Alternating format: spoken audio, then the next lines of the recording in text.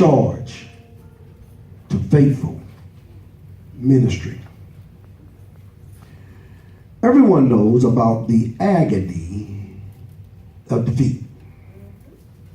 But there is also an agony in victory. The winner sometimes has worked the hardest and agonized the longest. I really wish y'all pay attention this morning. Hear this word. The winner sometimes has worked the hardest and agonized the longest. Isn't it crazy how we look at winners and we just think when people get to the finish line and we celebrate them for winning, and it's a joy occasion and people are chanting your name and people are hollering and screaming and yelling. But a lot of us really don't take the time to understand what went into the start and to the finish for you to become a winner. Last Sunday I preached at my brother's church. Similar, the same thing. Talking about how we started off David in the 5th chapter and how he celebrated. And then in the 15th chapter he celebrated again. But over there in the 13th chapter he went through something. The winner sometimes has worked the hardest. When I look at you all in the church and look at how many used to be here, we had a packed room. And when you look around, you would think, true heart, we're losing. But today I want to talk to you as individuals, not as a church, not as a group, because you have to endure this fight, this race to the end. When I was a young man, I used to remember they used to tell me when I was a young man, they said, winners never quit. And quitters never win. Yeah.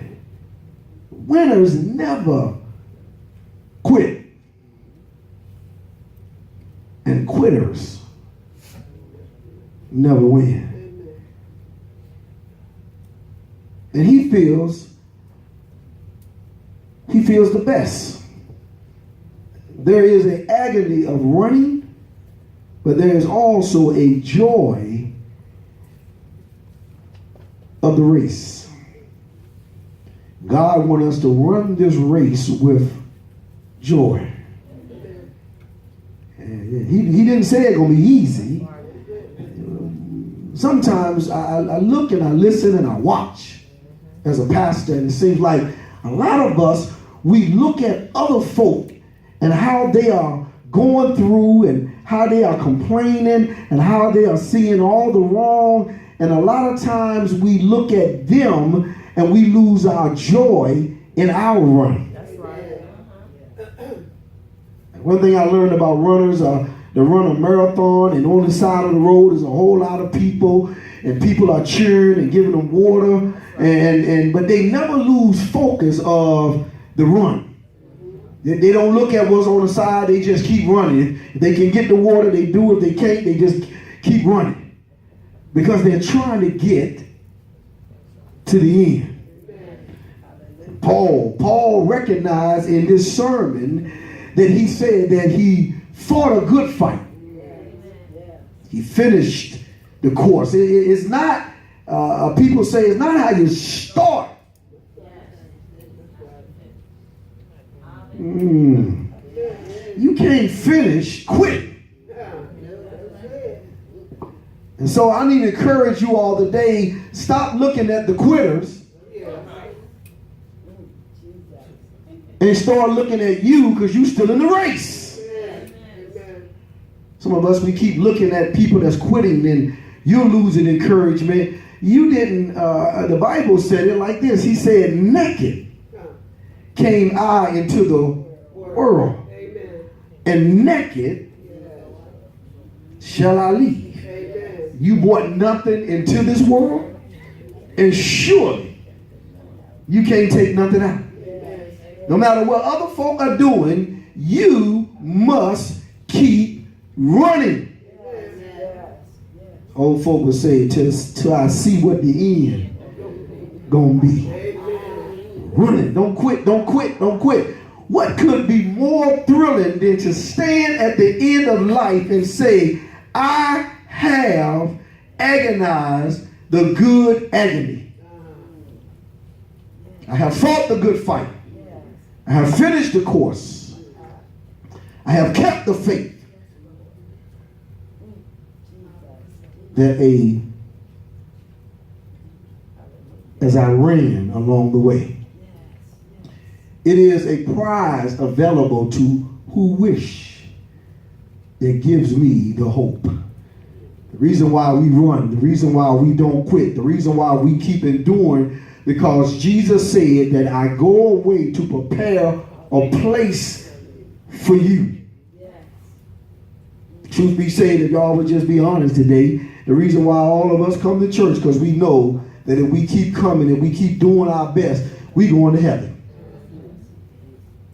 If somebody told you today there is no heaven, if somebody told you right now that at the end of all of this there is no heaven, there ain't no heaven, somebody just made that up. Most of us in here, not all of us, would be like, okay, I'm done. I ain't running no more. I ain't going to church no more on Sunday. I ain't going to Bible study on Wednesday. Because if there's nothing at the end for me to receive, why am I doing this? You think I'm playing, don't you? Mm-hmm. What makes you get up every morning or every evening or whatever you get up and go to work is not because you just happy to work. That's right. Mm-hmm. Don't let anybody fool y'all in this church.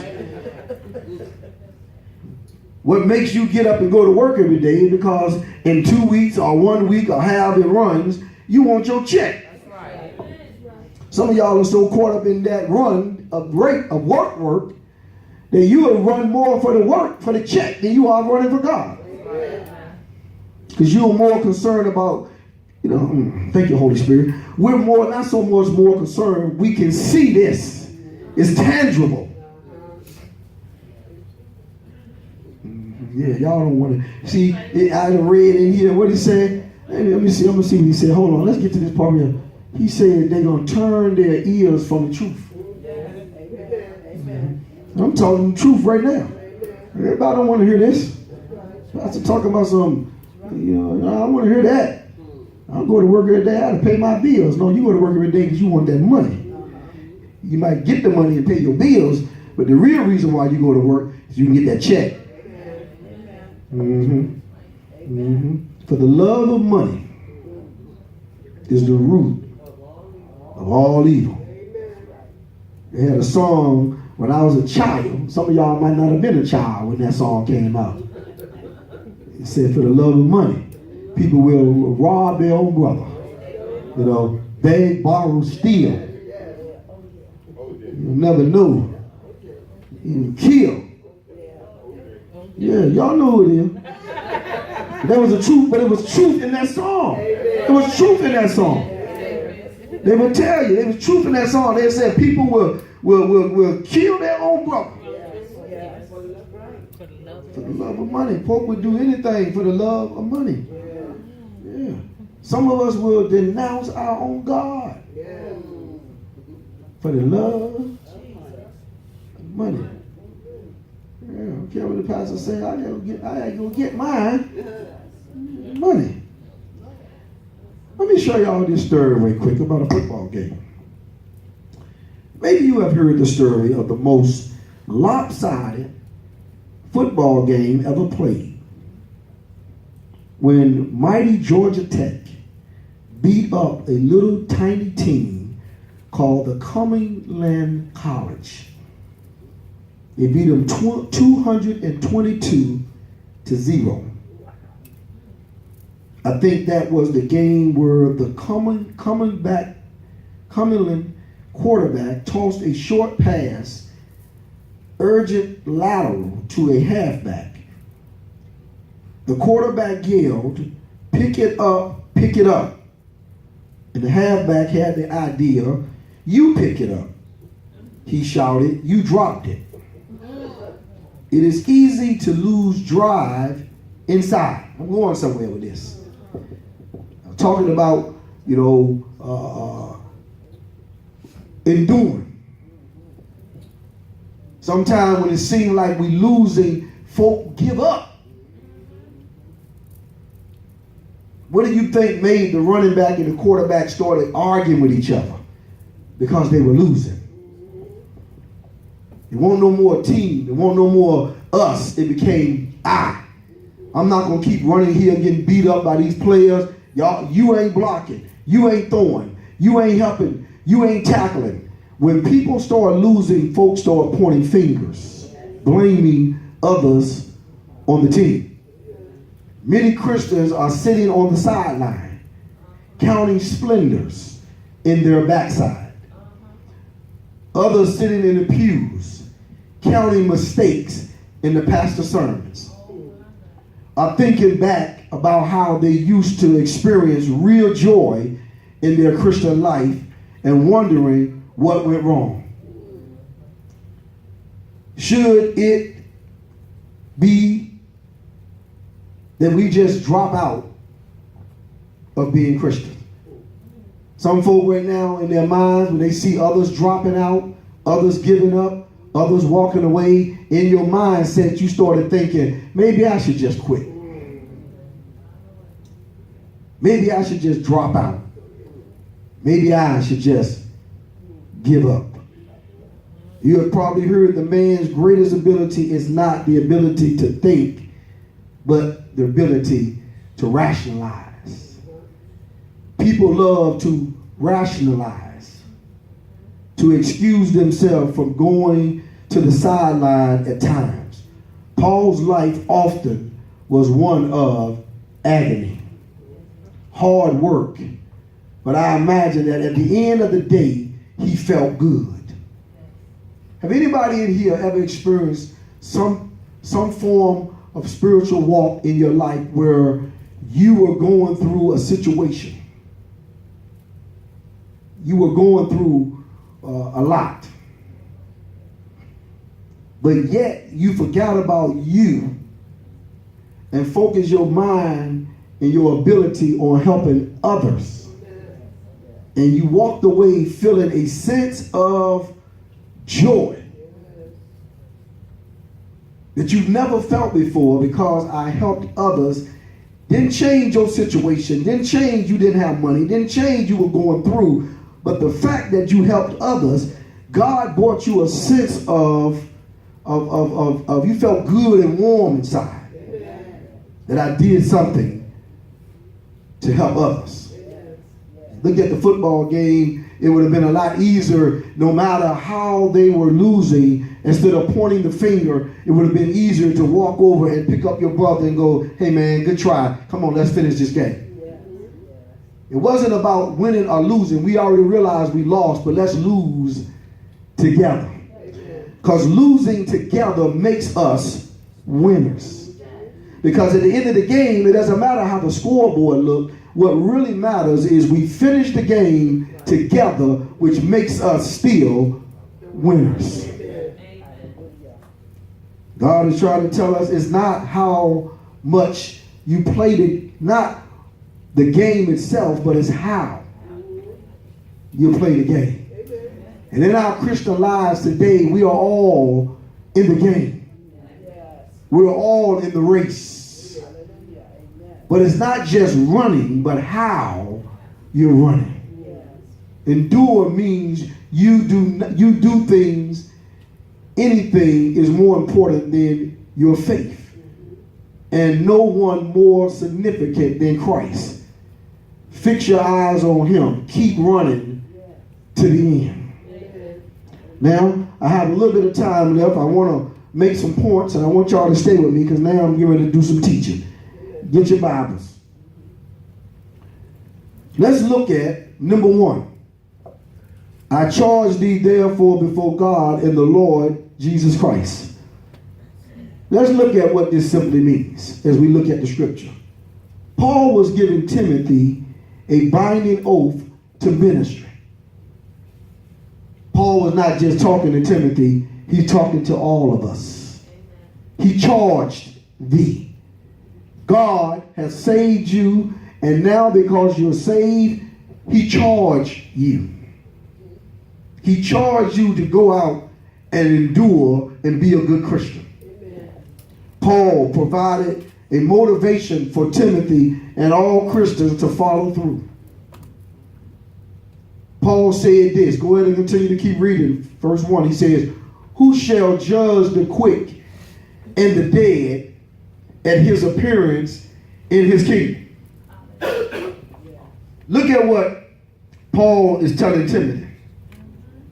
He's first of all telling him, I charge you. I know we're in the middle, the dash. Last Sunday I talked about the dash. You're in the middle. Okay? You done gave your life to the Lord. You've been charged. It's not that you just saying, I'm just waiting to get to heaven. It's what you're going to do from the day you got saved to the day you get to heaven. What are you going to do in the middle? What are you going to do when the agony of defeat comes? What are you going to do when you feel like giving up? What are you going to do when everybody walk away? Are you going to still maintain your spiritual walk and keep walking regardless of what everybody else does? First, God, through Jesus Christ, will judge the living and the dead. So I want you to understand today, you don't wait to die to say, okay, when I die, then God gonna judge me, because he's judging you when after you're dead. He's judging you also. He's judging you. Well, when he's talking about this here, the judging the living and the dead, some of y'all don't understand. He's talking about the saved and the unsaved. You got to understand what that means, judging the living and the dead. Those of us that are living are saved. Anybody don't believe that? Go read your word. He says that once you gave your life to Christ, now you're living. You're no longer, you're dead to sin. So he's talking about he's going to judge, because it's kind of hard for him to judge on judgment day the dead. Because when judgment day comes, there's nobody dead. The dead that got up going to get judged. Amen. So he's talking about those that are unsaved. They're dead to Christ. And those that are saved are living. But you're still going to go to the judgment day. He's going to judge the living and the dead.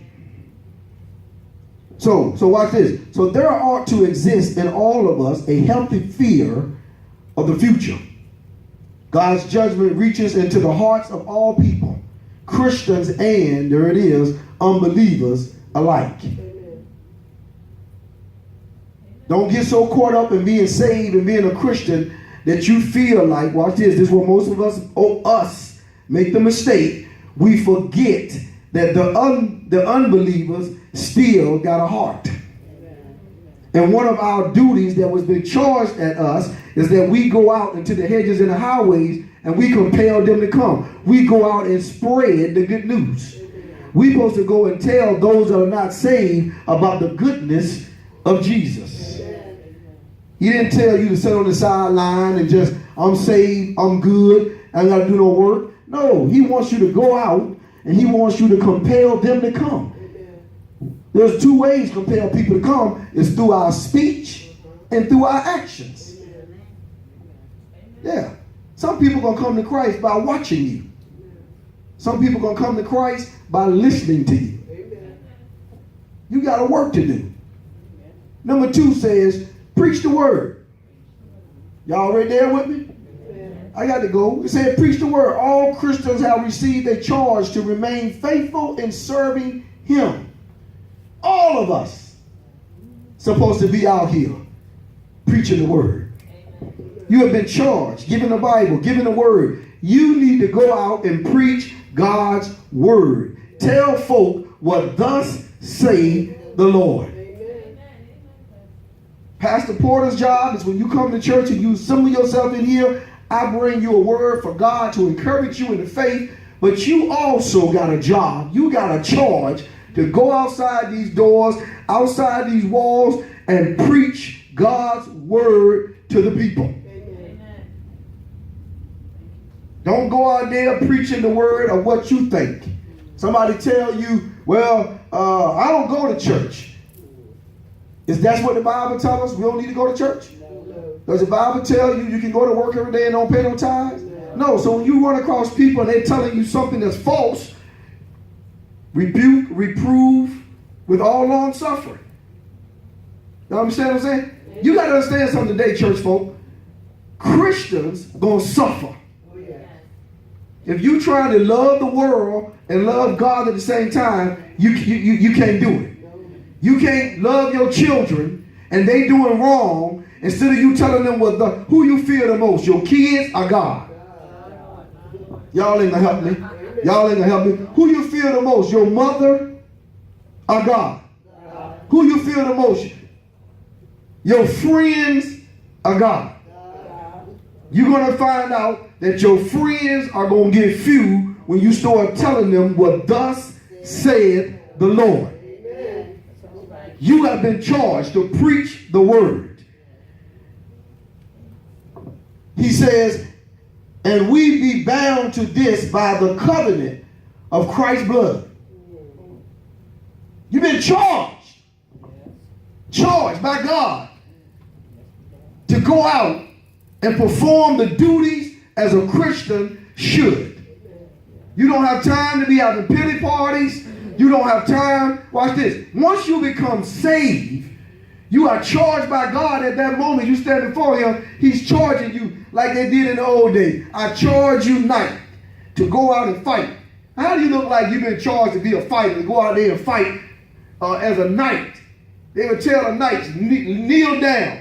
They would take the sword and they would say, I charge you knight to go out and protect the king. Fight. That right there alone, when he stick his sword in the side, that alone makes him say, guess what? I fight for freedom and country. Willing to say, if I die for my freedom, my God, and my country.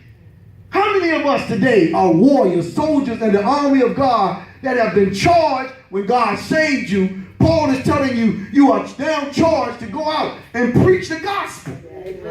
We sit around coming to church every Sunday getting fat off the word, but ain't telling nobody from one Sunday to the next what God can do. If he's doing it for you, then you ought to tell somebody. Don't sit there like you don't know. Yes, you know. Who woke you up this morning? Tell them. Who started you on your way? Tell them. Who giving you health and strength? Tell them. Who put food on the table? Tell them. Don't be ashamed of the gospel. Jesus said, if you're ashamed of me now, when you stand before my Father in heaven, I will be ashamed of you then. So if you ain't telling nobody about Christ, how you going to stand before God on that day and expect for him to recognize who you are? He said, I never knew you. Because whatever you was doing down there weren't about me. Your work was of iniquity. But if your work be for God, then he's going to say, well done. You good and faithful servant. Some of us, we doing our own work and we act like we're doing it for God. No, you got a paycheck for that. Jesus says what? Give unto Caesar what's Caesar's, and grant unto God what's his.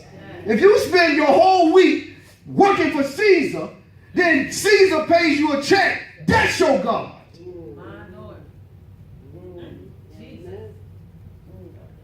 How many of us throughout the week work for God? When the last time you got off work, or while you at work, telling people about the goodness of Jesus and what he's done for you? Huh? You go to 7-Eleven, you got an opportunity to witness. Huh? Homeless man, ain't what the Bible said. Huh? When you did it to the least, you done it unto me. That's what the word says. You got a charge to represent Christ wherever you go. We don't represent God on Sunday. We don't represent God on Wednesdays. We are children of Most High God 7 days, 24 hours an hour, 7 days a week. We are children of the Most High God. We are to wake up. God. Work all day. God. Go to bed at night. God. If you live those principles, you have no fear about dying. Why? Why, Pastor, should I have no fear? Because morning, noon, or night, what shall separate me from the love of God? Huh? If I perish, let me perish. To be absent from the body is to be present with the Lord. Get up in the morning. Why do I worry about how the day gonna be? He already told you in the word, give no care for the day. For the day is going to take care of itself. If I'm out here working for God, I'm witnessing, I'm preaching, I'm doing all the things I'm going to do for Christ, and I die today, that means it was God's plan for me to go. That means if I'm doing that, no matter what I would have did, I was going to die today anyway. But so many of us, we're more concerned about dying. We're so concerned. We don't supposed to care about dying. We don't supposed to care about making friends, how people like me. You know, we got to be concerned about how God liked me. Because what we don't understand, some of us, if not all of us, we're down here building our own little heaven, our own little kingdom. Why? Because we have made ourselves gods. I'm concerned what they think, how they feel. Why am I worried about folk that have no heaven or hell to put me in? I need to be worried about, let me get back up here in this word. Let me get back up here in this word. I knew this word was going to be long. I knew it was going to be hard for me to get through it. He said, preach the word. Be instant, in season, out of season. Listen what he said. Preach the word. When they want to hear you. There it is. There it is. There it is. See that? See, a lot of us will preach the word. A lot of us will preach God's word.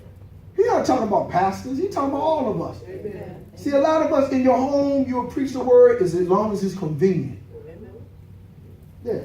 Yeah, I tell my family, as long as it's convenient, if it don't bring no problems in my home. Yeah, I tell them. See, that's how we think. We don't want no conflict. Yeah. We don't want to. It's like me going into battle against the enemy. And I'll fight you, but I don't want no conflict. A soldier, a warrior got to go into battle. There's going to be some confrontation. We're going to have some everything ain't going to be good. People are going to hate you.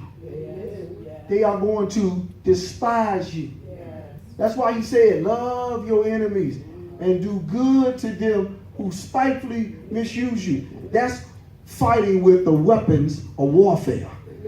Dr. Margarita talked about last Sunday, putting on the whole armor of God.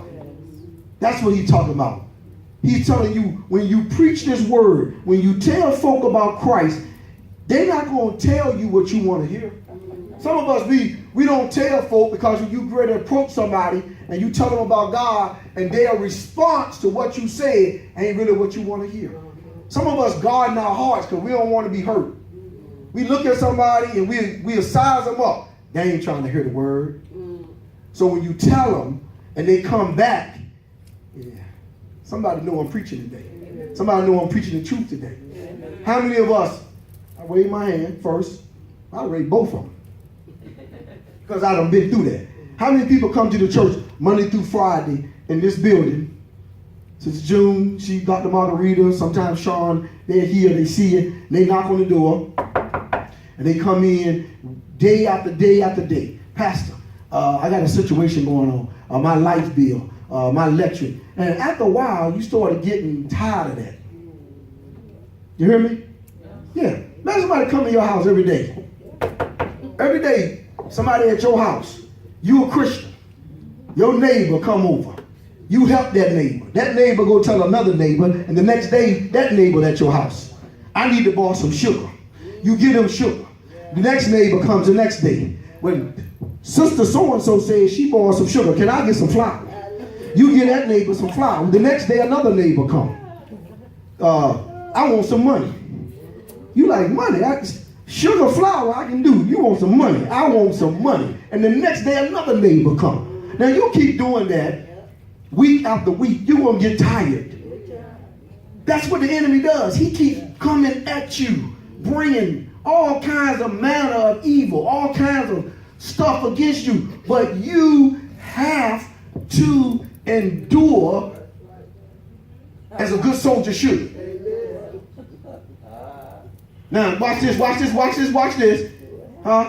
It's a lot easier said. Y'all know I'm telling the truth today. Y'all might as well be real. We want to hear the real word of God, the truth. You know what it's going to take for you to get up every day and deal with these type of people in your life? And you watch this. Here we go. Here's the easy way. You ready, Amanda? I'm just trying to stay safe. Staying sane is putting up with this. God allowed trials and tribulations to come to you to make you strong. The reason why these people come, because your faith is being tested. That's the opportunity to see. Watch this. How am I going to measure my spiritual walk against nothing? How am I going to know, Sister June, that I'm in the flesh? Help me out, God. That I'm in the flesh. Unless something or somebody comes and attack me that makes me see the spiritual measurement of my own self, that if I'm in the flesh, that tells me that Satan has penetrated my devices, and now I find myself where I used to not be. That simply means, red flag, it's time for you to pray more, read your word more, because my members, I wish I had some help today, are under attack. My members, not the church, not Sister June, not my wife, not my son. My members are under attack. God is saying, pay attention, Pastor. The enemy is coming that he may kill, steal, and destroy you. But he said what? I come that you may have life, and you may have it more abundantly. I come. What do you mean you come? Greater he that is in me than he that is in this world. Watch this. How am I to know, Mother Cedric, that he is in me if my members are not tested? If I want to cuss somebody out, my members are being tested. See, all of y'all can sit in here and y'all can play church. Y'all can sit in here and pretend. Coming to church ain't make you no more saved than going to Phoebus High School at a parents teacher conference. Coming to church is where I get the word, but Bible said don't be a hearer. You come in here to hear. He said now take what you heard and put it into action and become a doer. Now heard into action unless he allowed the enemy to come against me. That gives me an opportunity now to see where I'm at. How far have I came in 12 years? I keep saying, I've been pastor 12 years. So what? Who cares you've been pastor 12 years? What have you endured to accomplish in 12 years? God is not concerned about the quantity. He's concerned about the quality. Amen. Not how long you've been saved, but how strong you are saved. I can be saved 30 years and weak. No prayer life. Can't even pray for myself. I can be saved 1 year and can be saying, I am a soldier in the army of the Lord. We have to fight. Can you endure? That's what God is saying. Not how long. I listened to a song one day. Didn't actually listen to it. I put a movie on. I'm in my office watching Rocky V. And while I'm watching it, at the end of the show, this song came on. And it's called The Measure of a Man. And Rocky in the song said that he had to go full circle. And I listened to that song. I looked at my life. He said, I've been full circle. Now I'm home. Without the glory, without the chrome. He said, but I had to go through this my long lost friend. I had to lose some time in order to win. He said, that is the measure of a man. Men, women, we got to lose sometime. God wants you to lose. That way you can look at yourself, because it's not in losing. It's that when you've been beat down by the enemy and you feel like you've lost. But God is saying it's those that can get back up. Somebody missing this today. Somebody missed it today. When I've tried to keep my house, and when you watch this, when you lose your house and you're standing there and they're packing up your furniture, taking it and putting it in the moving car, and you're looking at, where is God? I prayed, I paid my tithes, I've done all these things, and they are moving my furniture out of my house. I can't see no further than what I can see. But God sees all and knows all. He want to know that at that point in your life, will you celebrate me? Will you still give me praise? Will you still give me joy? Then guess what? When he opened the door and you get a better house than what you had, and you look back at your life and say, I had to lose in order to win. That's what Rocky was trying to tell us in the song. I had to lose everything.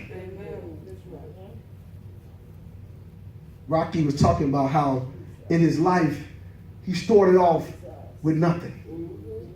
Philadelphia, broke, had no friends, wasn't a champion, didn't know what a champion was, seen it on TV. But he said God blessed him to walk away from living in the ghetto to living in a mansion, becoming the champion, all on TV, all in magazines, people chanting my name. And God took all of that from him and sent him right back to the same house where it all started. And the people was coming to the neighborhood chanting, Rocky, Rocky, Rocky. But he was more embarrassed of where he had been. And to come back here to Rocky, he lost. I lost it all. He was telling his wife, I'll get it back. Even in the movie, he was so concerned about getting back on top. I'm about done. Getting back on top, that he had met a young man that was a wreck from the ghetto, from the gutter. And Rocky was so concerned about getting back on the top that he saw a guy who had no values, he had no integrity, and everybody around him could see it but Rocky. He was spending more time with this guy than he was with his own son. Son would run into the place, Dad, I got my coat back. And the other guy didn't even care about his son. He was like, hey, Rocky, I'm getting cold, man. Come on, let's get back to this. He was like, yeah, go tell your mom. He was like working with this guy because he's going to be the champ. Then he come to realize at the end of this whole movie, it took him to get to the bottom. And this guy told him, stood in his face and said, you ain't nothing but a piece of crap, Rocky. You can't do nothing for me, Rocky. You a has-been. He went running behind this guy outside on Christmas Eve. His son had left home and running around with gangs and smoking weed and chasing women, and he done lost his family. Running after the dream, running after the money. That's why I'm trying to tell y'all, don't run after the money. The love of money is the root of all evil. But it took Rocky,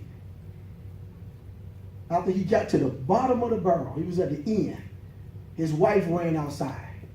And she looked at him, she said, he don't have your heart? He's not you? And she looked at him, she said, you losing. He was like, I'm not losing. He's like, Rocky said, he makes me a winner. His wife said, no, you're losing, Rocky. He looked at her and said, how am I losing? You're losing your family. Yes. She said, you're losing your son. You're losing me. And she had to remind him how I feel God. She took him back And she told him, she said, when we had nothing, it was always us, home team. God is saying the same to us today. When you had nothing, when you found yourself at the bottom of the barrel, it was just me and you and God, home team. And now you done went out and got a job and found all this worldly stuff. And now you're losing. You're losing God. You're losing your salvation. You're losing your joy. Running after what Satan would give you, the American dream. Rocky came to himself outside that day. And he said, you're right, Adrian. I'm sorry. It's always been us. He said, where's the kids? She said, he's gone. He had to go back and clean up everything that he messed up. He had to go find his son on the streets. He had to talk to his son and apologize and get his son to understand, I should have been listening to you. When I was telling you to listen to me for scams. And he went back and he fixed everything. And then he found himself back at the place where he used to run up these steps. And he got to the end, and his son wasn't a boxer.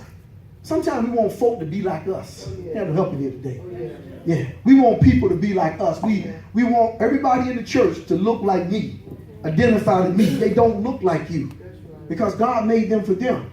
His son was not a boxer. He was an artist. He liked painting. He liked paintings and stuff like that. And he was telling his dad, he said, inside this building, Picasso and great paintings. And he was like, I run up these steps all the time.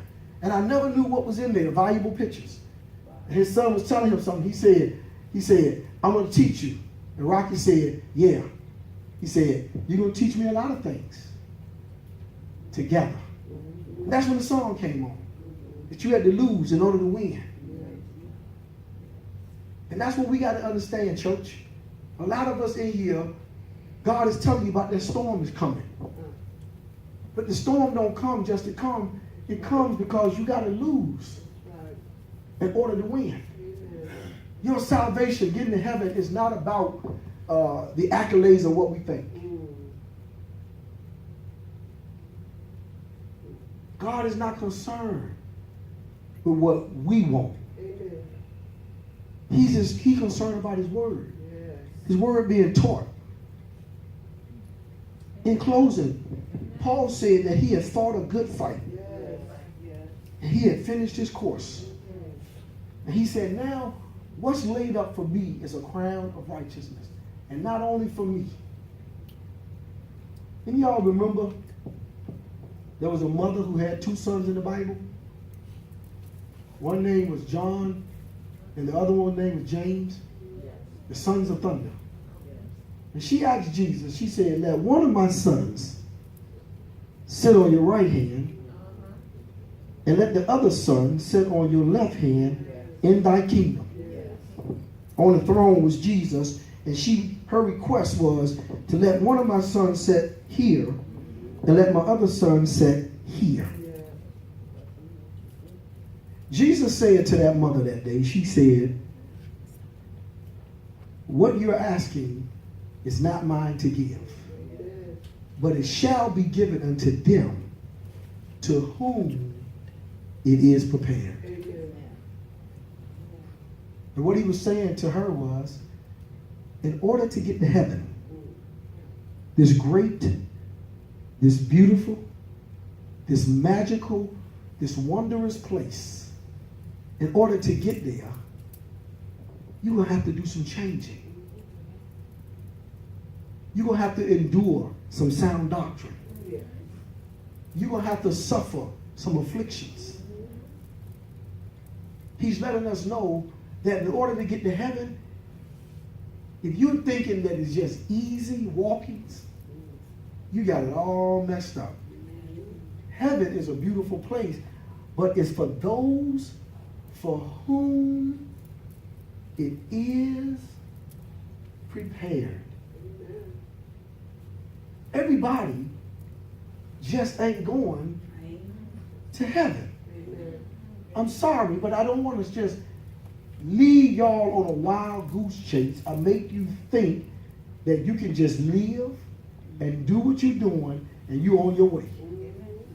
For there is a way that seemed right unto man, but the end is going to lead you to destruction. I don't think God is pleased when he sat in the church and he see 30 members at True Heart, but one or two people driving the van. But you on your way to heaven. He's not pleased when he see 1 and 2 and 3 people in the choir, and other folks sitting out here listening and ain't singing to help in the kingdom. Because if you ain't gonna help in the kingdom, you sure ain't gonna help in the church. He's displeased. Because God is simply saying, work while there's day. For nighttime coming. I'm going to drop this off and I'm gone. Came to church this morning. I came to church this morning. When I got here, about 5 or 6 people at one time. I'm not going to say they attacked her. I was one of them. But everybody came to her. Sister June. Some was saying, ain't no paper towels in the bathroom. Some was saying, where's my coffee? Some was saying, who cleaned the church yesterday? Some was, just being blamed for every single thing. But then I thought about it and I looked. And she was saying, who cleaned the church? I did. The people supposed to came and helped her, didn't show up.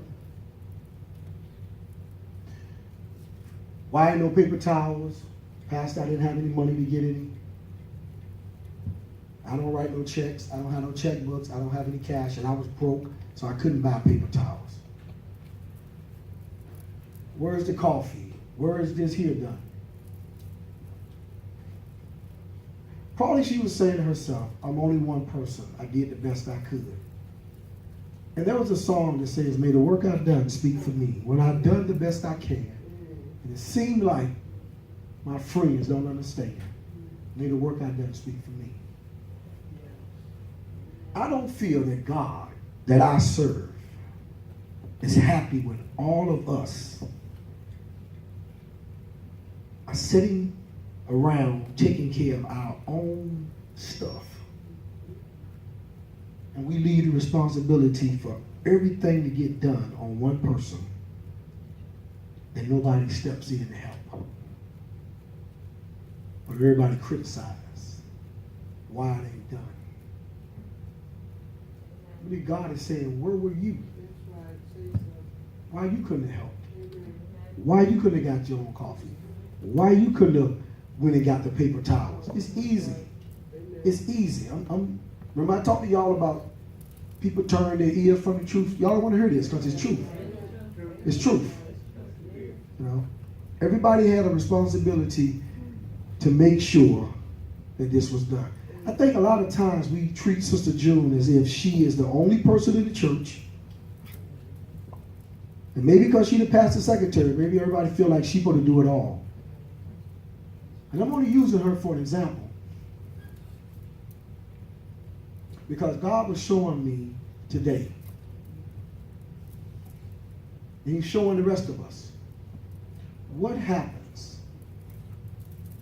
when there is no more Sister June? They had a saying when I was a young boy. You never miss the water until the well runs dry. I know how she feels. Because sometimes as a pastor, I feel the same way. It's like nobody appreciates the pastor until he's gone. I have people right now that don't come to church, ain't coming to Bible study, ain't trying to help. But the moment, I swear, if pastor died today, pastor, if God told me today, Pastor Porter, you don't have to preach no more. You know, I'm relieving you from pastoring. You don't even have to preach no more. I tell people all the time, there's a whole lot of pastors. That's what people think. Well, I'll just go over to this church. You're going to find out that every pastor ain't Pastor Porter. Some pastors out here today, no disrespect to them, you run up to them and go, I got a situation. They'll be like, okay. Some people, everybody in this church right now, I guarantee you, every last one of y'all got my phone number. Go to some other church and see if you can have that pastor phone number. See if you can just pick it up and call him or text him when you get ready. I don't even know too many churches where you can text or call a pastor right now. There are churches where they ever tell you, you have your pastor's phone number? You ain't got no pastor's phone number. You can't call and text pastor when you get ready.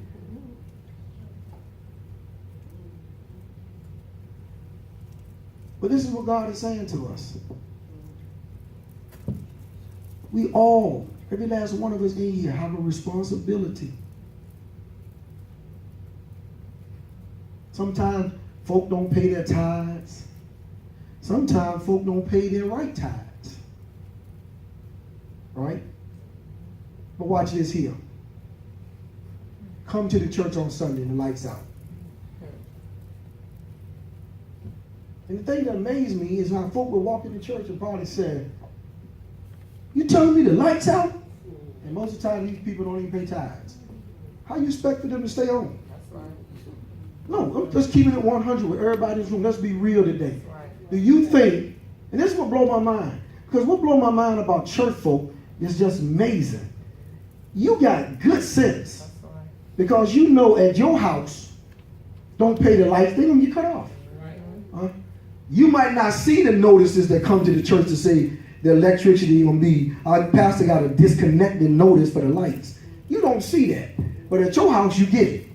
And they give you a certain amount of days, they're going to cut them off. Mm-hmm. I had a discussion with somebody the other week, and I said, you know what? How am I going to know when it's my time to stop pastoring? How am I to know?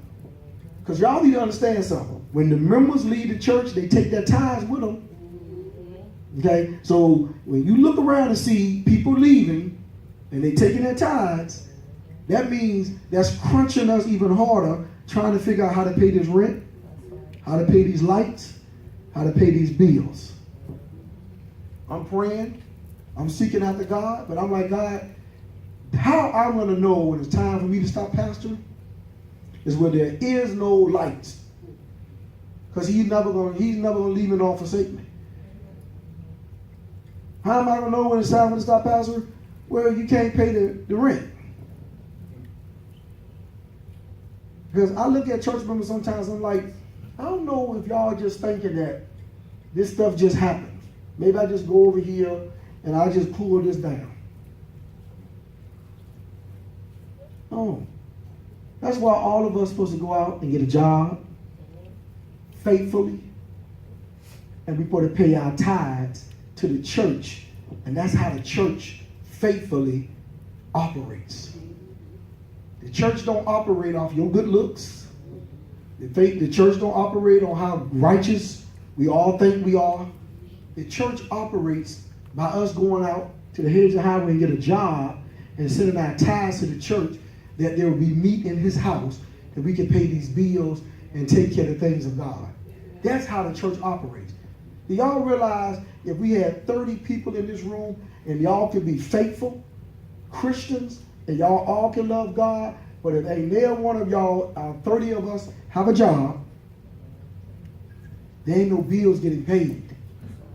Because the only way bills get paid, church, is we got to bring our tithes into the church. Amen. If there is no tithes, there is no money to pay bills. Amen. I can love my wife all day long. Love her all day long. Guess what? I got any other women here? A lot of y'all women on it. You know, girls in here, grown women. How many of y'all would tell a man today, love don't pay the bills? Yeah. Yeah, love don't pay the bills. Yeah, I know y'all don't like it. That's why I took y'all to the scripture today and it said that they're going to turn their ear from the truth. And what it say them do? They're going to become fable. Y'all know what fable mean, do it? They're going back into the world. They got an evil heart, evil content. Because if you don't hear God's word, you don't hear his truth. God is saying, I gave you a church. I gave you a pastor. I gave you a place to go worship. But if you don't pay tithes, then there is no building. I done did everything I could as a pastor. Because y'all don't pay pastor. So God is saying, what else is left for y'all to do? Not pay the building, not pay the electric, not pay the bills. That's where we at. But guess what? We're on our way to heaven. Mm-hmm. That's where we at. We're on our way. I'm done. Because I already see how y'all faces are getting. I already see how y'all done turn. But I'm grateful to God that I read the word and it said the truth. No, they don't want to hear the truth. That's what the Bible said. They're going to turn away from the truth. That's what it said. When we should embrace the truth and say, you know what, Pastor, you're right. I gotta pay my tithes. I got to do better, that there'll be stuff in the house for the church. A lot of y'all don't understand. I think God has carried us through a whole lot of stuff. A whole lot of stuff we've been through. And y'all remember when we didn't have musicians? Anybody remember that? Mm-hmm. Yeah. Okay, I'm done. I ain't gonna say nothing else because I can tell the way y'all looking. That's all right. Yeah, I know. He gonna have to give y'all that castor oil. Put some sugar on it. Amen. Amen. We get ready to go home, everybody. Amen. Praise God. Let's get ready to stand and be dismissed.